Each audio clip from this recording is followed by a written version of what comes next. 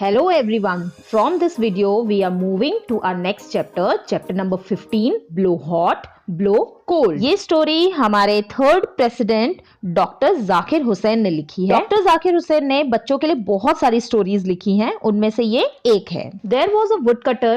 Every day in the morning, he used to go to the forest to cut wood. In the evening, he would sell the wood in the city. एक would cutter था जो कि हर सुबह जंगल में जाकर लकड़ियां काटता था और शाम को वो सिटी में जाकर उन्हें बेच आता था। One day he went deep into the forest. It was a very cold winter. एक दिन वो लकड़ी काटने जंगल के काफी अंदर तक चला गया। ठंडियों का दिन था पर उस दिन कुछ ज्यादा ही ठंड थी। His fingers were becoming numb. Every now and then, the woodcutter would put down his axe and bring his hands close to his mouth. Then he would blow hard on them to warm them. यहाँ पे नम का मतलब है सुन पड़ जाना। जो ठंड में होता है ना, उंगलियां बिल्कुल काम नहीं करती तो उसे बोलते हैं सुन पड़ जाना। इंग्लिश में बोलते हैं नम। थोड़ी थोड़ी देर बाद वुडकटर अपनी कुल्हाड़ी को नीचे रखता था और अपने दोनों हाथों पर तेज से फूंकता था और जोर जोर से वो फूंक मारता था और उसके हाथ गर्म हो जाते थे। While he was cutting wood, Mia Bilisti was watching him from a corner. Mia Bilisti saw that the woodcutter kept blowing on his hands. जब वुडकटर लकड़ियां काट रहा था तो मिया बिलिस्ती नाम का एक आदमी उसे दूर से देख रहा था। और वो वुडकटर में ऐसा क्या देख रहा था? वो वुडकटर को ये देख रहा था कि ये आदमी बार बार क्यों अपने हाथों पे ब्लो कर रहा है। He began to wonder what all that was about, but he could not understand it. उसने सोचा कि बात क्या है, ये बार बार ये ऐसा क्यों कर रहा है, पर उसे कुछ भी समझ नहीं आया। He got up thinking that he would go and ask the woodcutter. After walking a little, he came back thinking that the woodcutter may not like being asked. तब लिस्ती खड़ा होता और सोचता कि मैं जाकर जरा पूछ लेता हूँ वुडकटर से कि भाई वो ऐसे बार बार क्यों अपने हाथों में फूंक रहा है। पर थोड़ा सा आगे बढ़ने के बाद वो दोबारा से पीछे को आ जाता क्योंकि उसे ऐसा लगता था कि अगर मैं ये क्वेश्चन वुडकटर से पूछूंगा तो शायद उसे वो चीज अच्छा ना लगे। Finally, Mia Bilisti could not help himself.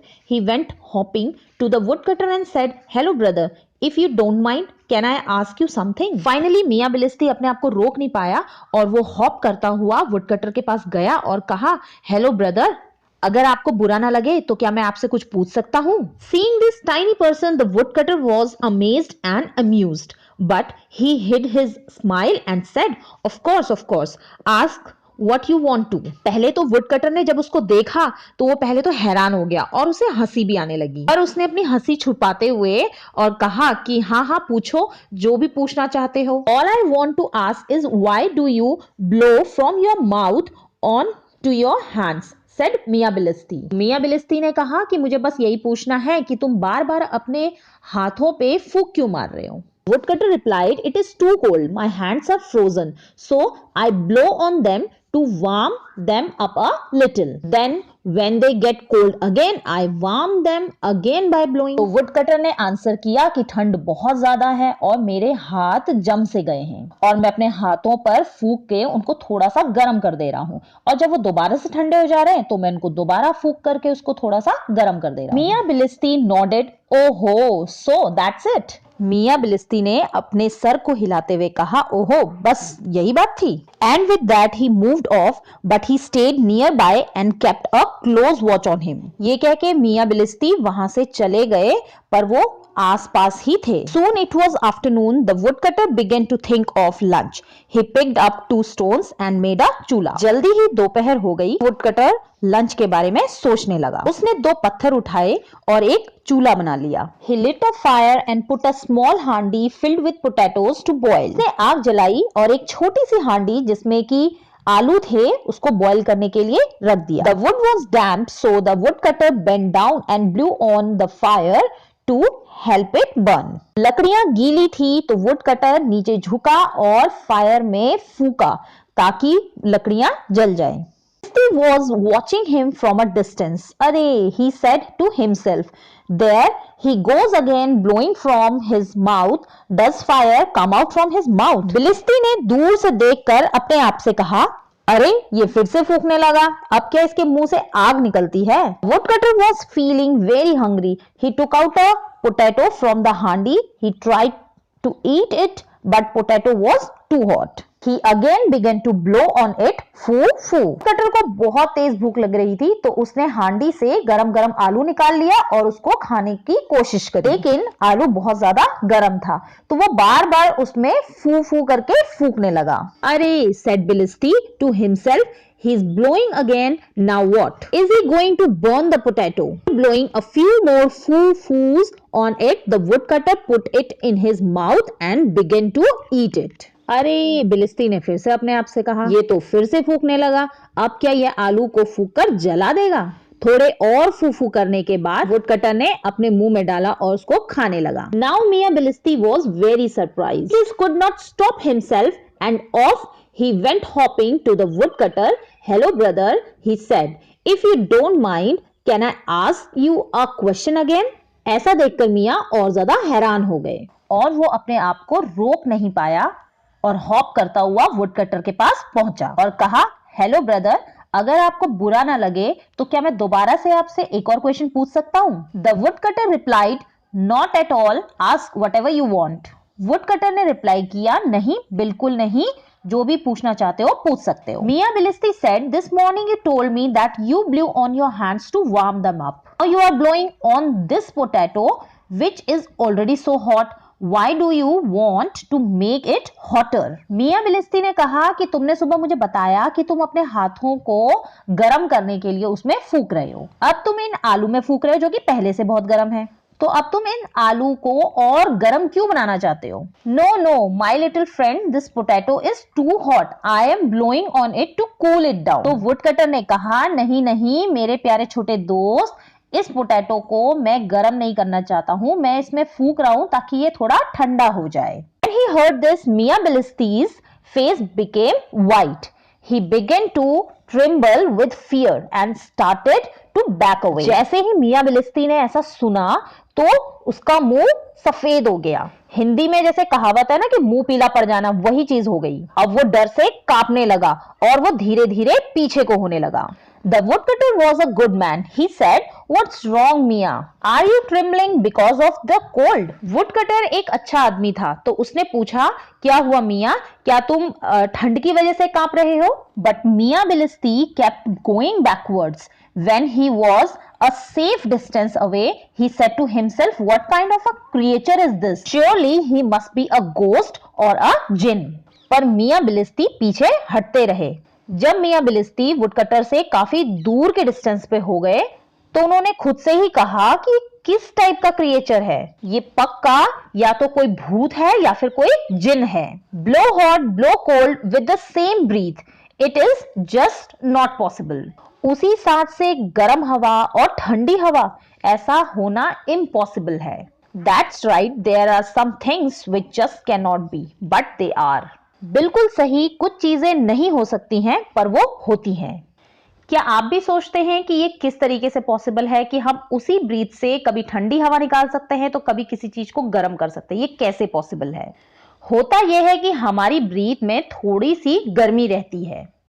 जब हम अपने मुंह से किसी गर्म चीज को फूकेंगे तो वो थोड़ी सी ठंडी हो जाएगी और जब हम किसी ठंडी चीज को अपने मुंह से फूकेंगे तो वो थोड़ी सी गर्म हो जाएगी.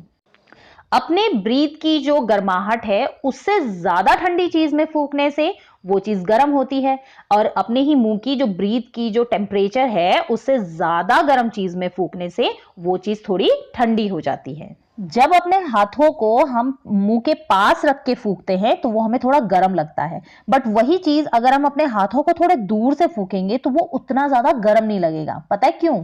क्योंकि हमारे आसपास की जो हवा होती है ना वो हमारे मुंह की हवा के साथ मिक्स हो जाती है, तो वो मिक्सचर जो बन जाता है ना वो कॉम्बिनेशन हो जाता है, ना वो वैसा ठंडा रह पाता है और ना ही वो वैसा गर्म रह पाता है. Picture 1, Minnie tried to cool her tea by blowing on it. Which do you think will be hotter, Minnie's tea और the air she blew from her mouth? हमारे मुंह की जो ब्रीथ है वो उस गर्म चाय से ठंडी है, इसलिए जब हम अपनी ठंडी ब्रीथ गरम चाय में करेंगे तो वो जो चाय है वो ठंडी होगी. Picture 2, Sonu was feeling very cold. He kept blowing on to his hands. Which will be cooler, Sonu's hand or his breath? तो ठंड के दिनों में होता यह है कि हमारे हाथ नॉर्मल डेज से ज्यादा ठंडे हो जाते हैं। उसके कंपैरिजन में हमारी जो ब्रीथ है वो उससे गर्म रहती है। तो जब हम अपने हाथों पर ब्लो करेंगे तो हमारी जो हवा है, हमारी जो ब्रीथ है, वो उन हाथों को थोड़ा सा गर्म करेगी। अब हम कुछ ऐसे म्यूजिकल इंस्ट्रूमेंट्स देख लेते हैं जिनको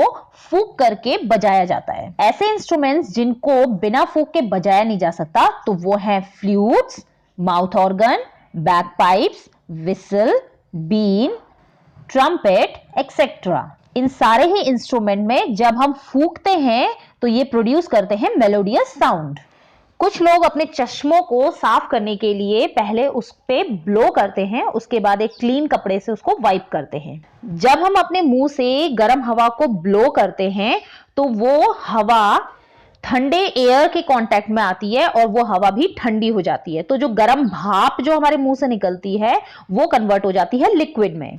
इसलिए लोग अपने मुंह से फूंक करके जो हमारे चश्मों का जो शीशा है उसमें ब्लो करके वहां उसमें थोड़ा सा हल्का सा पानी को क्रिएट कर लेते हैं। वो जो पानी है वो हेल्प करता है कि आपके जो चश्मे हैं उसको क्लीन करने के लिए।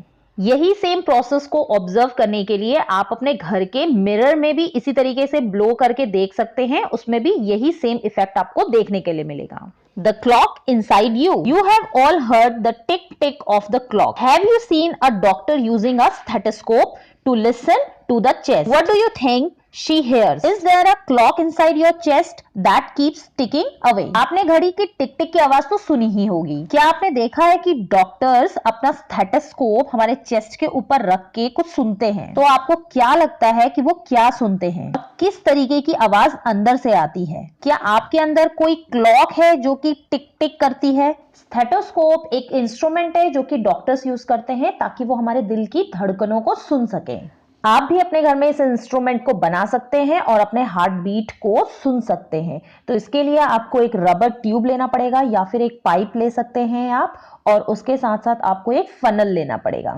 इसको आप आपस में जोड़ दीजिए और जो फनल वाला साइड है वो आपके हार्ट के ऊपर आपको रखना है, और हार्ट हमारा लेफ्ट साइड में होता है। तो चेस्ट के लेफ्ट साइड पे फनल का पार्ट रखेंगे और उसके बाद जो पाइप है उसको अपने कान पे लगाएंगे, और ध्यान से सुनने में आपको जो आवाज आएगी वो होगी धक धक करके साउंड आएगा।